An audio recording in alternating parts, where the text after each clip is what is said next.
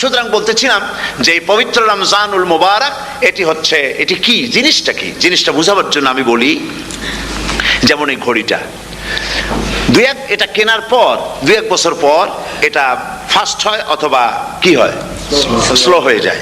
তখন এটাকে সারার জন্য আমরা হসপিটালে দেই। হসপিটাল মানে লন্ডন হসপিটাল না, ঘড়িরও হসপিটাল আছে, তো ঘড়ির হসপিটালে দিলাম। ওরা এটাকে দেখে শুনে ওয়াইলিং করে টরে দিল ঠিক মতো। একবার যদি ঠিক করে দিল, আবার আমার 1-2 বছর চললো, আর কোনো ডিস্টার্ব করবে না, ঠিক কিনা? আপনার গাড়ির ইঞ্জিন যদি কোনো রকমের অসুবিধা করে, তাহলে গাড়ির ইঞ্জিনকে ওভারহোলিং করতে হয়, ইঞ্জিন ডাউন দিতে হয়। একবার যদি ইঞ্জিন ডাউন দিলেন, ওভারহোলিং করলেন, তাহলে আপনার এই গাড়ি 5-6 বছরের জন্য আর হাত দিতে হবে না। এই কথাগুলি বুঝতে পারছেন কিনা? সারা জীবন, সারা মাস অন্যায় করার পরে, গুনাহ করার পরে মানুষের অন্তঃকরণে কালিমা লেগে যায়। আল্লাহ রাব্বুল আলামিন রমজান মোবারকের একটা ব্যবস্থা করেছেন, ইঞ্জিন ওভারহোলিং এর মতো, ইঞ্জিন ডাউন দেওয়ার মতো। আপনার কালকে, আপনার আত্মাকে, আপনার বিবেককে, আমার বিবেককে পরিষ্কার করার জন্য রমজান মাস করে দিয়েছেন। রমজান মোবারকের একটি মাসের কোর্স যদি কমপ্লিট করা যায়, তাকওয়া দিয়া যদি ভরে দেওয়া যায়, তাহলে বাকি 11 মাস আরামসে চলবে, কোনো অসুবিধা হবে না।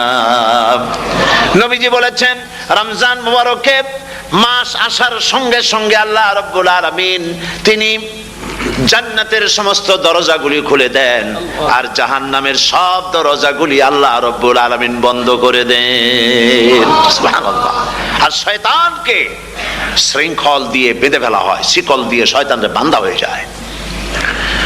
এই হাদিসটা যখনই শোনাই বিভিন্ন জায়গায়, লোকেরা বিভিন্ন জায়গায় প্রশ্ন করে, হুজুর কোন তো যে শয়তানরে বাঁধতে হয়, কিন্তু রমজান মাসও তো লোকেরা মদ খায়, মিথ্যা কথা কয়, তাহলে শয়তান বাঁধা থাকলো কেমনে? আমি বলি, দেখেন, এরও ব্যাখ্যা আছে। এর ব্যাখ্যা হলো এই, কোন কোন ঘড়ি আছে একবার চাবি দিলে 6 মাস চলে, আর একবার চাবি দিলে 2 বছর চলে, আবার চাবি দিলে লাইফ চলে যায়। এরকমের ঘড়িও আছে। কোন কোন মানুষে শয়তানে এমন চাবি দিছে যে চাবিতে 6 মাস চলে, কোনটায় 10 মাস চলে, কোনটায় বছর চলে। রোজার মাসেও যারা গুনাহ করে, শয়তানে এমন চাবি দিছে যে রোজার মাসেও বন্ধ হচ্ছে না। এরা শয়তানের খপ্পরে পড়ে গেছে। আল্লাহ এই চাবি থেকে মুসলমানদেরকে হেফাজত করুন, বলি আমিন। জোরে বলেন আমিন। শয়তান থেকে পানাহ কেউ দিতে পারে না, কোন গভর্নমেন্ট পারবে না। ব্রিটিশ গভর্নমেন্ট পারবে নাকি? American government? কেউ পারবে না। শয়তান থেকে পানাহা দিতে পারে কেবলমাত্র কে? ওই আল্লাহ রাব্বুল আলামিন আমাদেরকে শিখায় দিয়েছেন, শয়তানের ওয়াসওয়াসা থেকে আমার কাছে পানাহা চাও। আউযু বিল্লাহি মিনাশ শাইতানির রাজিম। বিতাড়িত মরদুদ শয়তানের ওয়াসওয়াসা থেকে পানাহা চাই, আল্লাহর কাছে পানাহা চাও। আল্লাহ পাক বলেন, আমি পানাহা দিতে পারি শয়তানের ওয়াসওয়াসা থেকে। শয়তান থেকে আশ্রয় একমাত্র সিকিউর নিরাপত্তা পেয়েছেন আল্লাহর পয়গম্বরেরা। সুবহানাল্লাহ।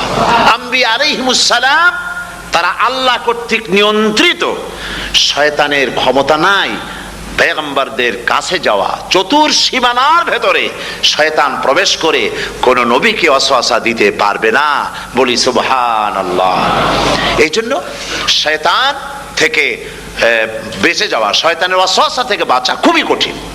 সেই জন্য আল্লাহ পাক বলছেন, শয়তানকে বেঁধে রাখা হয়, জান্নাতের সমস্ত দরজা খোলা, জাহান্নামের সমস্ত দরজা বন্ধ হয়ে যায়। এই নিয়ামতের মাস আমাদের সামনে।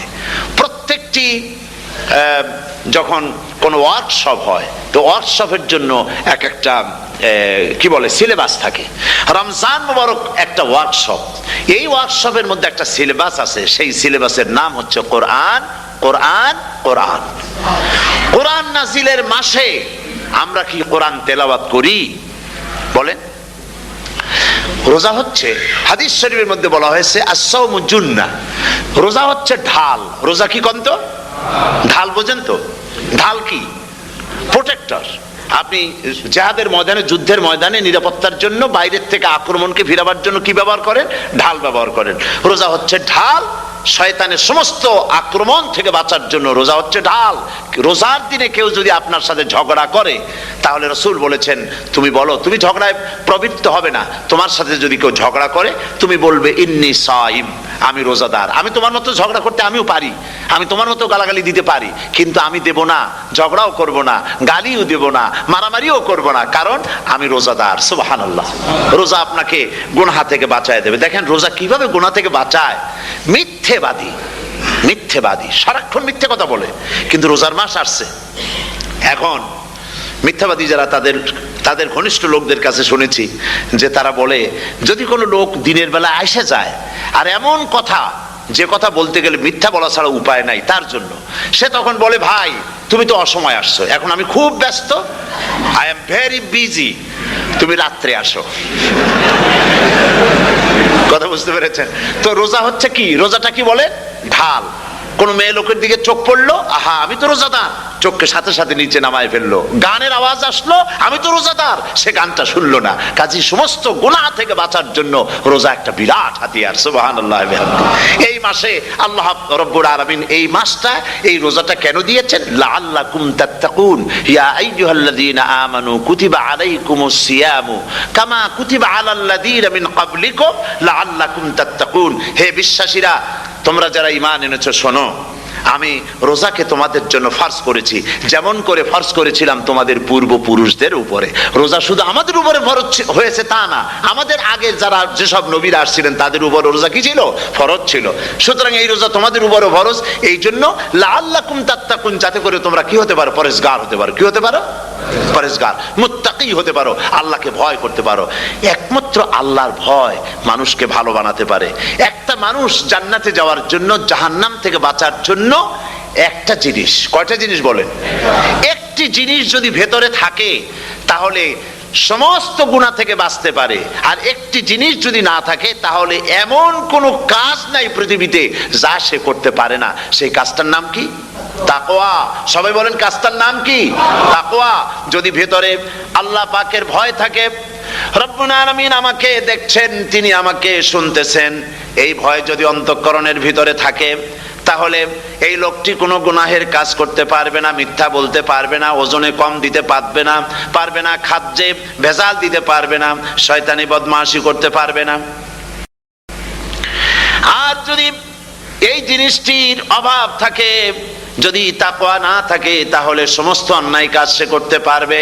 এই জন্য আল্লাহ রাব্বুল আলামিন বলেন, রোজা এই জন্য দান করেছে যাতে করে, রোজার মাস এই জন্য দিলাম, লাআল্লাকুম তাত্তাকুন, তোমাদের ভিতরে তাকওয়ার সৃষ্টি হয়। এই ওয়াজ আমি আপনাদের সামনে অনেকবার করেছি। হযরত ওমর রাদিয়াল্লাহু তাআলা আনহু রাতের বেলায় ঘুরতে ঘুরতে দেখেন এক বাড়িতে আলো জ্বলছে, শেষ রাত। এই রাত্রে বাড়িতে আলো জ্বলে কেন? ভাবলেন কোনো অসুখ বিসুখ হলো নাকি। তো উনি কাছে গেছেন, গিয়ে কান পেতে শুনতেছেন।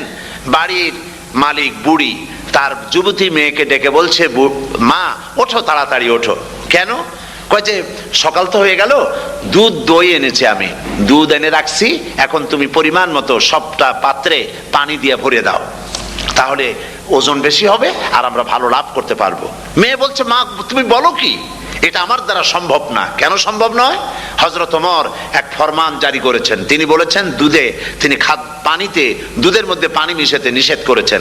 তাছাড়া রাসূল করিম সাল্লাল্লাহু আলাইহি ওয়াসাল্লাম খাদ্যদ্রব্যে ভেজাল দিতে নিষেধ করেছেন। কাজী হযরত ওমরের এই নির্দেশকে আমি অমান্য করতে পারবো না।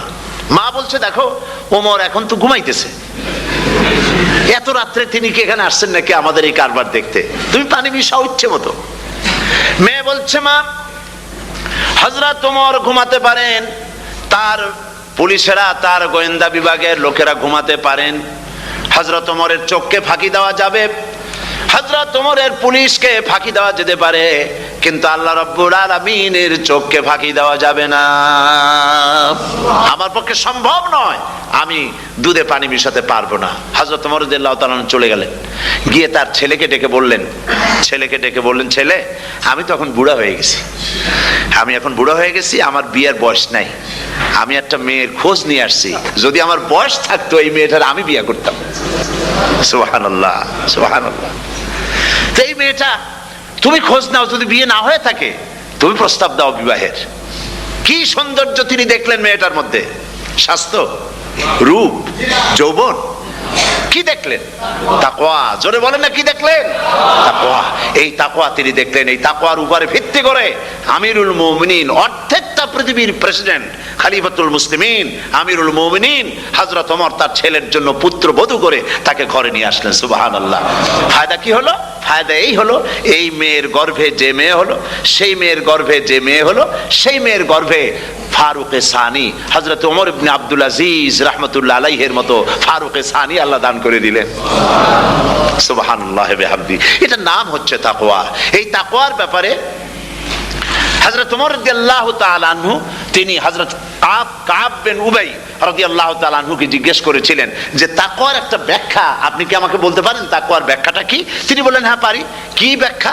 তিনি বললেন যে দেখুন, তাকওয়ার ব্যাখ্যা হচ্ছে এই যে সংকীর্ণ একটি রাস্তা, সরু ন্যারো একটা রোড, এই ন্যারো রোডের দুই দিকে আছে কাঁটাযুক্ত লতা পাতা। এই কাঁটাযুক্ত লতা পাতার মধ্য দিয়ে এই সরু রাস্তা দিয়ে আপনি যখন যাবেন তো কিভাবে যাবেন? হযরত ওমর বললেন, আমার জামা কাপড় এইভাবে খুব আটোসাটো করে আমরা যাব, যাতে করে গায়ের চামড়াও না ছেড়ে আমার জামাও যাতে না ছিঁড়ে যায়। হযরত কাব বিন উবাই রাদিয়াল্লাহু তাআলা আনহু বলছেন, এটার নামই হচ্ছে তাকওয়া। এটার নাম কি? তাকওয়া। এটার নাম হচ্ছে তাকওয়া। দুনিয়ার অসংখ্য পাপের ভেতর থেকে আপনি চলে যাবেন, পাপ যেন আপনাকে স্পর্শ করতে না পারে। এটার নাম তাকওয়া। বাইন মাছ নিশ্চয়ই খেয়েছেন আপনারা, না লন্ডনে পাওয়া যায় না? পাওয়া যায়। এই বাইন মাছ যারা খেয়েছেন আপনারা, আমি জানি না আপনারা জানেন কিনা, বাইন মাছ কোথায় থাকে? পানিতে থাকে না কাদায় থাকে? মাশাআল্লাহ, বাইন মাছ থাকে কাদার মধ্যে। কিন্তু এই বাইন মাছ যারা ধরেছে তাদের মুখে শুনেছি আমি যে বাইন মাছ থাকে কাদায়, ওকে যখন ধরে টেনে বের করা হয় কাদার মধ্য থেকে, এক ফোঁটা কাদা ওর গায়ে নাই।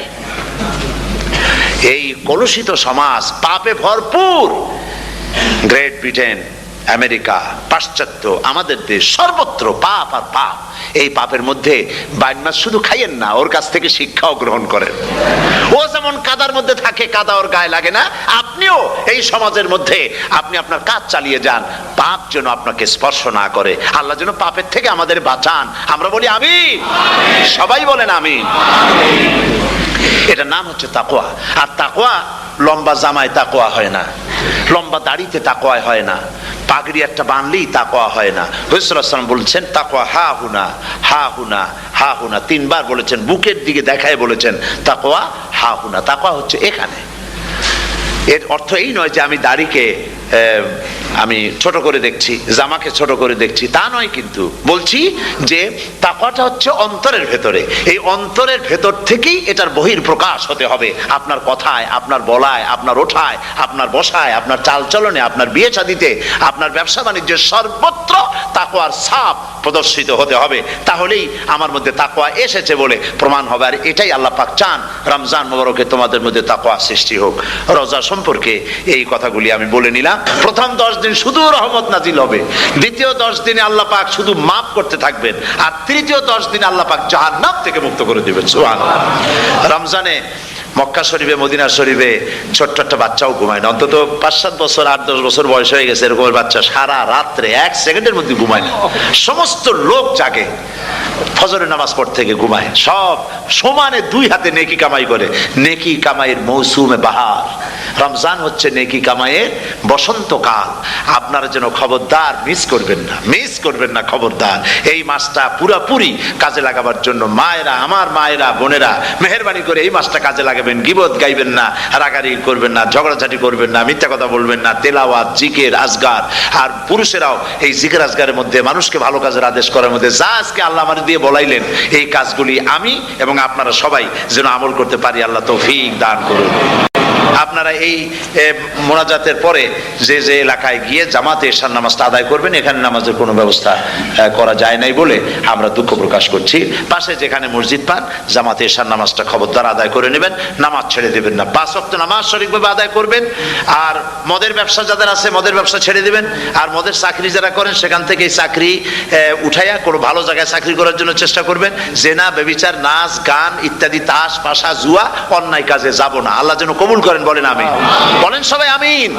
এটাই কাজ। শিরক এবং বিদআতের বাড়ির কাছেও আমরা কেউ যাব না। এই তওবা করে খাঁটি মুসলমান হইতে হবে। আমরা কতদিন বাঁচবো জানি না। আল্লাহ পাক যেন আমাদেরকে ঈমানের সাথে রাখেন। যাদের মুখে দাড়ি নাই, আল্লাহ পাক তাদের মুখে দাড়ি লাগায় দিক, বলি আমিন।